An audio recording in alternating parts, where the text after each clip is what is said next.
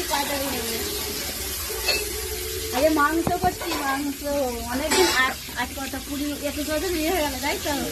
আজ আমার বাপের বাড়ি এসে আমি রান্না করছি কাটা রুটি।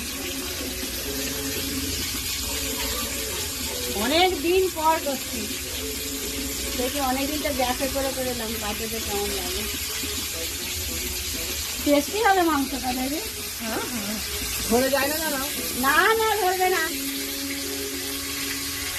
দেখি ভালো জল নেই না। হ্যাঁ ভাজা ভুজি গুলো ঠিক করে করে হ্যাঁ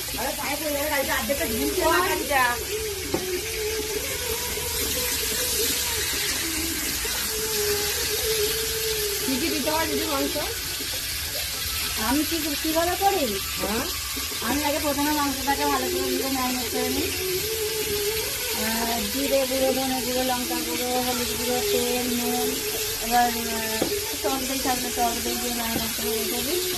তারপর তো এই তো সবই তো দিয়ে ফেলেছি আর কি, ক্যাপসিকাম লঙ্কা থাকলে ক্যাপসিকাম লঙ্কা মানে এটা মাই আমি আগে পরে দেবো, খাবি তারপরে বলবি। এটা মাই মানে বলো দে দে আমায় দে, চলছে দেখেছিস আরে কেমন? ভালো দেখি বলো কি হয় কি আমার বন্ধুরা, আমার মাও দেখো কি নিয়ে